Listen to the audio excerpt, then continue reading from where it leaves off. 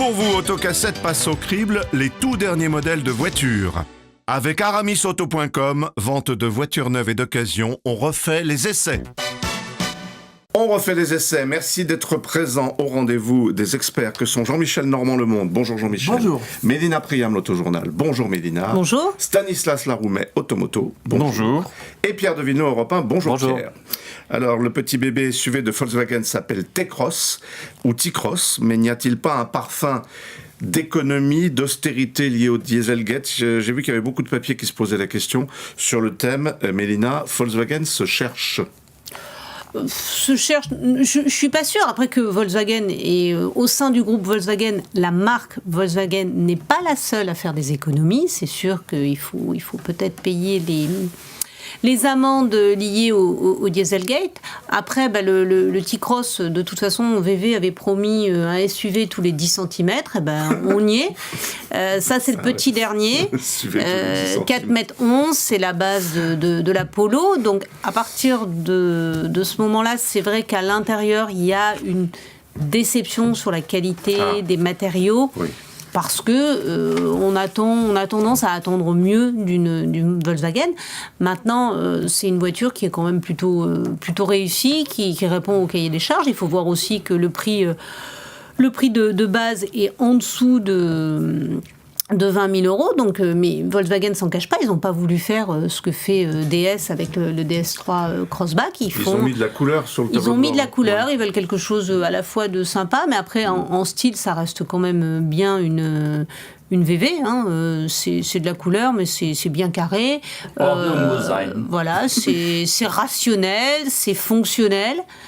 Pour le coup, il n'y a pas vraiment de surprise, mais ça marche bien. Les motorisations, on les connaît, c'est pareil. Le TS 615 notamment, c'est un moteur qui va bien au format de l'engin, en boîte méca ou en boîte DSG. Je pense que voilà, on n'est pas déçu et on n'est pas volé. Maintenant, il y a effectivement une déception parce que les matériaux sont un peu cheap. Alors, économie ou pas, Jean-Michel ? Là, on peut voir, quand on voit cette voiture, on voit ce qui coûte cher dans une voiture. Oui. Et ce qui coûte cher, c'est la planche de bord, et c'est l'intérieur, et c'est là où ils ont fait des économies, parce que, effectivement, le groupe lui-même doit investir énormément dans l'électrification, doit payer des amendes, doit sortir vite des voitures parce que maintenant, ce sont les marques qui se renouvellent le plus vite, qui réussissent le mieux. C'est pas un austère qui se marre, c'est un austère qui sourit légèrement. C'est un progrès. Est-ce que Volkswagen n'a pas toujours fait des voitures et ne fait pas toujours des voitures extrêmement extraverties, ce qui est un tout petit peu un problème sur cette catégorie-là, parce que la catégorie des petits SUV, c'est une catégorie de voitures où les consommateurs aiment bien les voitures gaies, même si elles sont pas très bien fichues. En témoigne du succès du Captur. Le Captur, c'est une voiture qui est pas très bien finie, mais qui est marrante, qui est sympa, qui est rigolote, et donc qui se vend. Là, il y a un effort, mais qui est un effort sans doute un peu insuffisant pour une marque qui n'est pas culturellement tentée de faire des choses forcément totalement empathiques, quoi. Qu'est-ce que ça donne au volant, Pierre ? Ça donne que c'est petit. Enfin, moi, je fais 1m91, donc moi, j'attends un peu le T-Up. Je sais pas quand est-ce qu'il va sortir, celui-là. 4m11, donc il fera quoi 3m80 ou 3m99 j'ai la sensation d'être dans toute forme de Volkswagen, avec finalement, on a l'impression qu'il y a une surassistance du volant, une surassistance de la boîte, une surassistance presque des pédales. Tout est assez facile et c'est plaisant de conduire ce genre de voiture. Effectivement, le moteur, il n'y a rien à voir. On peut avoir ce moteur-là sur les nouvelles Audi A1. Et il y a tellement rien à dire sur cette voiture que pour une fois, je vais me taire. Stanislas. Non, mais Volkswagen s'immisce quand même dans une catégorie où il y a déjà beaucoup de monde. Il y a le Captur, il y a le 2008 qui est vieillissant, le Captur qui va être remplacé cette année ou en fin d'année. Il y a les Hyundai, Kia. Enfin, il y a une grosse du bataille monde. là, oui. Oui, une grosse bataille. Il y a Seat, etc.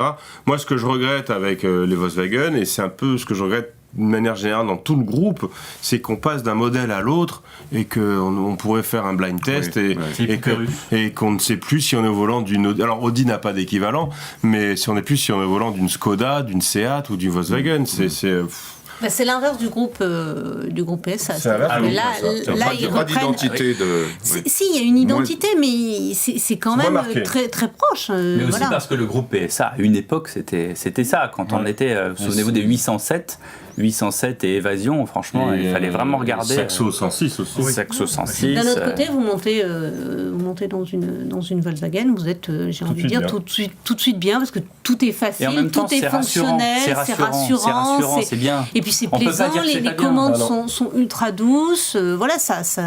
Mais tout fonctionne, oui. Non, et puis là, pour le coup, il est habitable, il est agile en ville, c'est habitable quand on est grand, encore une fois. Pour la catégorie, ça reste... commence à 19 820. Voilà. 19 820 en essence. Moi, je trouve qu'il y a un manque de différenciation entre toutes ces marques qui risque de se retourner contre Volkswagen, parce qu'avec une Skoda, avec une Seat, on a des Volkswagen dégriffés, c'est-à-dire qu'on a la même chose pour un petit peu moins cher. Avec la même qualité, évidemment. Mais pour l'instant, les ventes du groupe VV sont plutôt stables, voire en augmentation, donc on dit ça. Mais on déprécie un peu les valeurs de la marque. À ce petit jeu-là, c'est peut-être Audi qui risque d'en payer les pots cassés, parce que Audi, sur les dernières réalisations, on voit aussi qu'il y a des économies qui sont faites. En revanche, les prix... Et ce T-Roc se vend, ça sera la conclusion, ça marche?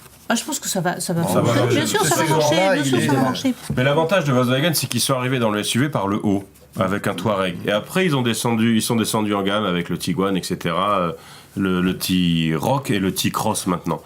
C'est l'inverse de ce que veulent faire les Français. On est toujours un peu timide, on va aller voir. Comme on n'a pas de légitimité sur le haut de gamme, on est obligé de commencer par le bas. Et surtout, on n'est pas aux États-Unis. Sauf que l'expérience prouve qu'il vaut mieux commencer par le haut et être... DS avec la DS7. Oui, tout à fait. Ouais. Merci à tous les quatre, c'était le Volkswagen T-Cross.